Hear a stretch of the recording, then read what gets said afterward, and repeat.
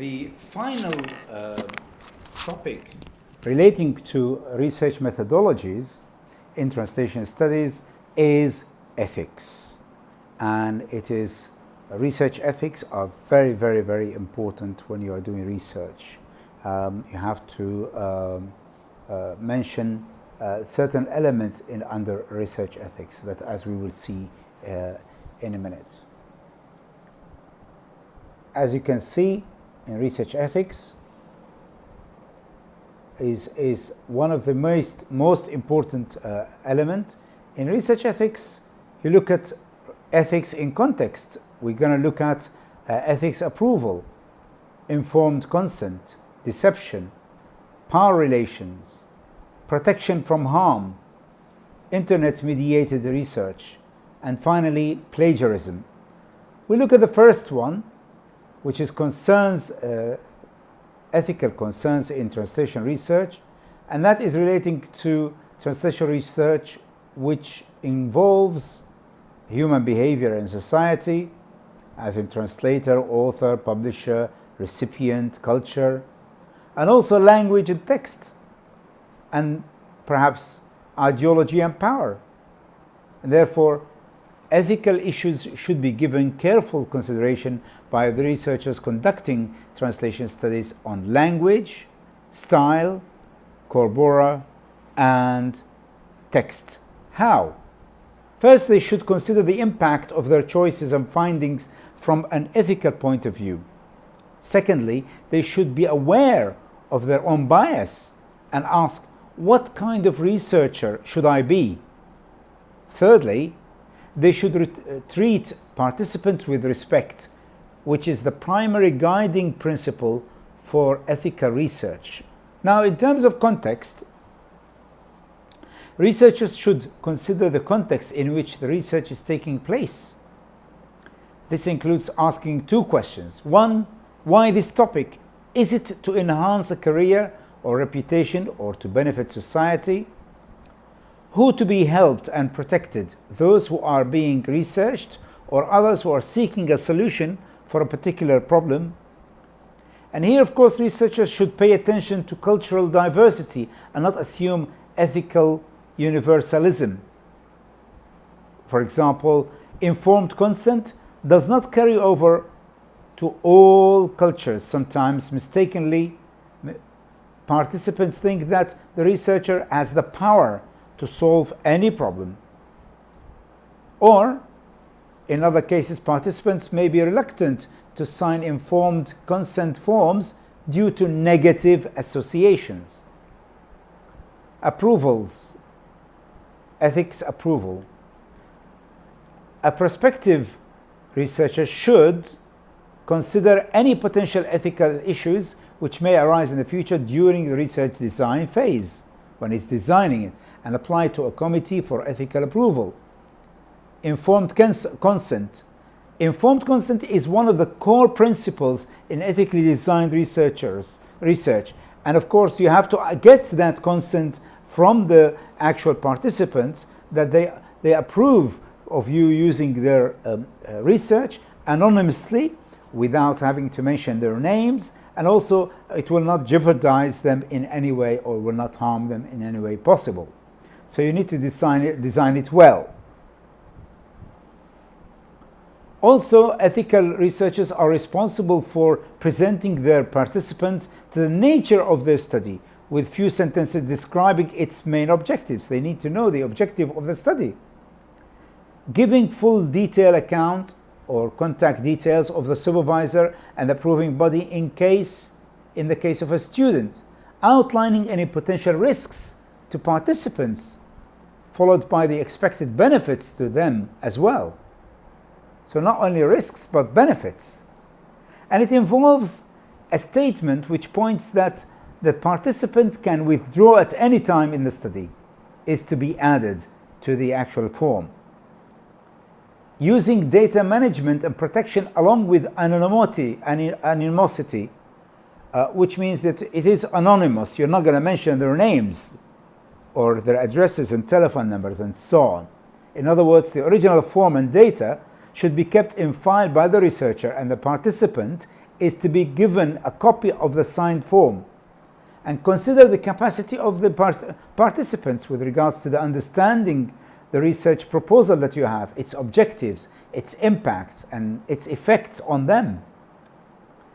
For example, for children and adolescents, the informed consent should be given to their legal guidance, because guardians those who are guiding them will be the ones responsible. They will be the ones who will sign for children and adolescents. From the participants' point or side, they should confirm that they have read the statement, the conditions, and understood the information provided. Deception now. Deception means that the participants are informed that the research is about one topic, when in fact it's about a different or related topic. They should not be told about a topic and then presented with another topic, so the participants will not alter their behavior. This is unacceptable, for it includes false information. Solution: the researcher can withhold some details of the study, and the participants must be debriefed and given the opportunity to ask questions about the real objectives of the actual research. Power relations, how they affect the answers, very important. Participation in a research study should be voluntary. However, power relations can interfere sometimes. How? A lecturer, for example, giving to his students, senior researchers to junior participants, or older people in age to younger ones. Cultural differences can also play a role when a participant comes from a high power culture and the researcher comes from a low power culture, which reminds me of Spivak and Narayana, where they are actually, every time Narayana or Spivak, they read a text and they find that it is coming from English, and they find that this is coming from a high power culture to their culture, which is Bangladesh or in India, and they are looking very suspicious about. So this is yet another problem about power relation and power relations, which can be affected by the research in this case. Exclusion with regards to participants may occur due to the sampling method used. You can exclude certain participants because of the method that you're using, the sampling method. And it can be also due to the specific groups needed for the study, or it can be due to the language used in the research design, which requires asking those who speak a specific language only. These issues are commonly encountered when dealing with language and translation researchers. So either they're excluded because of the sampling method, or because a specific group is chosen, or because of the language they are using is not relevant to the research. So these are the ones where you exclude participants. Protection from harm. There are two more elements left to cover points apart from protection. Protection from harm, whether physical or psychological, is another guiding principle for ethically designed research. So you're telling them that they will not be harmed in any way, physically or psychologically. Any research should only be undertaken in the locations where no physical harm or psychological impact can come on the participants. An example, assessing the quality of a translation produced by individual translators in a translation agency, for example, might affect those translators if their employer used the results to demote or dismiss the employee, saying this employee is no good because they don't translate very well according to this survey they've done. So it can be jeopardizing their position in the agency where they are working. So in actual fact, the study, if it shows that there is someone who is weak in a certain area because of the study, this should not be reflected, or should not be affecting the translators, the individual translators in the translation agency, which you have actually asked them to assess the quality of translation.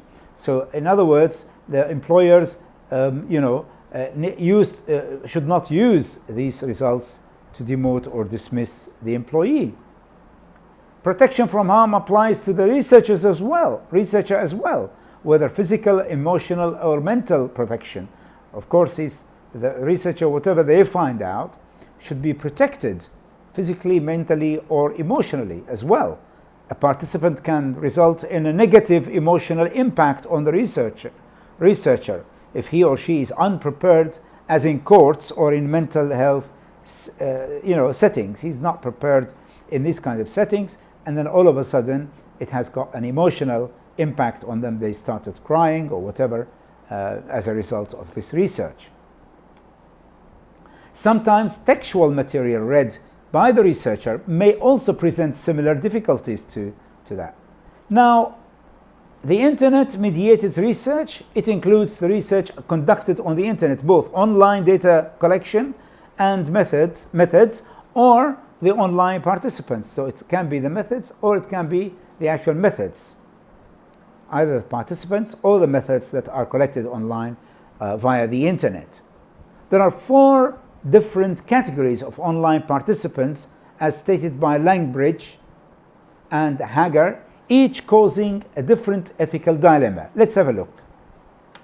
For example, they are unaware or are unidentifiable, like quoting a person's words directly in a research so that they can be identified and located via a search engine, which is considered the most problematic. So we don't want anybody to search for them and find them, and then it becomes problematic for them. So it needs to be unaware and unidentifiable, cannot be identified. And you are recruiting them and they are anonymous, which is the most ethically straightforward, where the participants are aware of being studied and the data is guaranteed to be confidential. It's not going to be publicized to the third party. Recruited and unidentifiable, or unaware and anonymous. So with online informed consent forms of I consent or I agree button, the participant is not guaranteed to read the information. Therefore, the researcher should break the consent down into statements to force the participant to agree or not to each other. So here you see the researcher needs to explain the consent, really, the consent form very well, just in case the researchers or the participants did not read all the information about this research, about the topic, about the information, about their confidentiality, about the anonymity of it, and so on. So it needs to be clarified. Lastly is plagiarism. Plagiarism is the use of somebody else's work as if it were your own, or the use of other people's idea without acknowledging them. You cannot do that.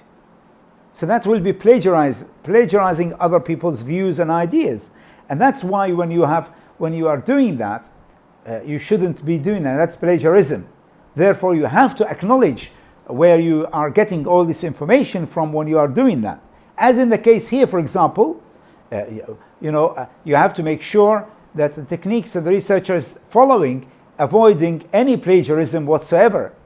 Strict referencing procedures by recording the author, the title, the publisher, the page numbers, the electronic reference systems from online recordings of bibliographical details, the use of word processor spreadsheets or simply paper.